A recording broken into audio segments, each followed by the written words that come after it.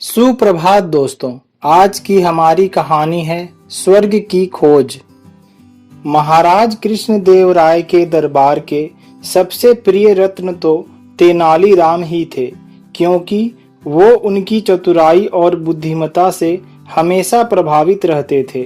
इस वजह से दरबार के अन्य दरबारी तेनालीराम से ईर्ष्या की भावना भी रखते थे।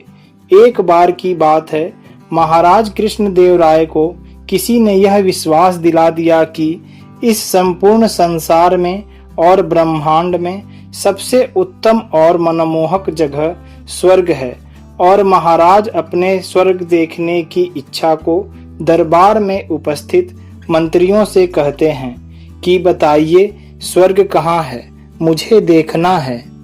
सारे मंत्रीगण और दरबारी सोच में पड़ जाते हैं। यह देखकर तेनालीराम महाराज को स्वर्ग का पता बताने का वचन देते हैं और इस काम के लिए महाराज से 10,000 सोने के सिक्के और 2 माह का समय मांगते हैं। महाराज तेनालीराम को सोने के सिक्के और 2 महीने का समय दे देते हैं और शर्त रखते हैं कि अगर तेनालीराम आप ऐसा ना कर सके तो आपको कठोर सजा दी जाएगी। अब अन्य दरबारी इस बात से मन ही मन बहुत खुश होते हैं कि तेनालीराम स्वर्ग तो खोज नहीं पाएंगे और सजा भी भुगतेंगे। 2 महीने बीतने के बाद महाराज तेनालीराम को दरबार में बुलवाते हैं और स्वर्ग के बारे में पूछते हैं। तेनालीराम कहते हैं कि महाराज, मैंने स्वर्ग ढूंढ लिया है, आप कल सुबह मेरे साथ स्वर्ग देखने के लिए चलें।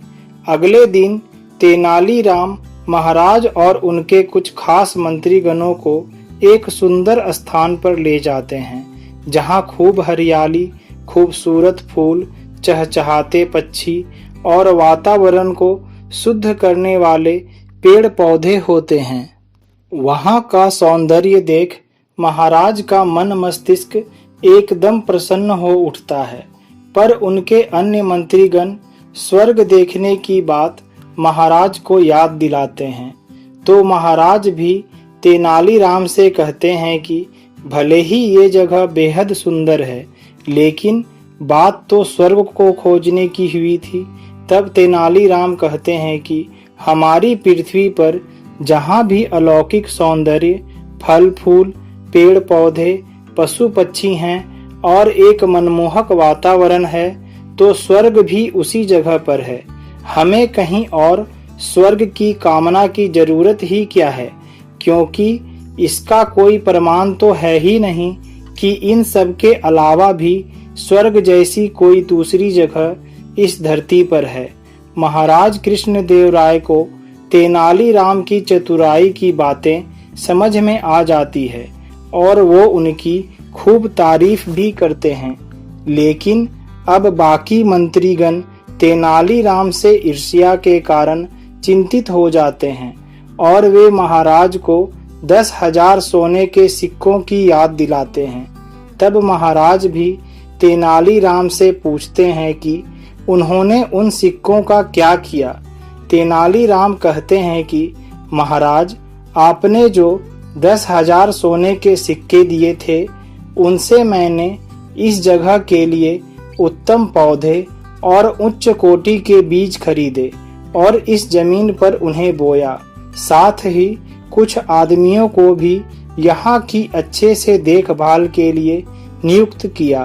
तभी तो इस जगह को मैं इतना खूबसूरत और मनमोहक बना सका कि आज ये जगह एक स्वर्ग सा प्रतीत हो रही है। महाराज तेनालीराम की बातों को सुनकर और भी प्रसन्न हो जाते हैं और तेनालीराम को ढेरों इनाम देते हैं। बाकी मंत्रीगण पुनः मुंह लटकाकर तेनालीराम की तारीफ सुनते रहते हैं। दोस्तों, कहानी अच्छी लगे तो हमारे वीडियो को लाइक और हमारे चैनल को सब्सक्राइब जरूर करें।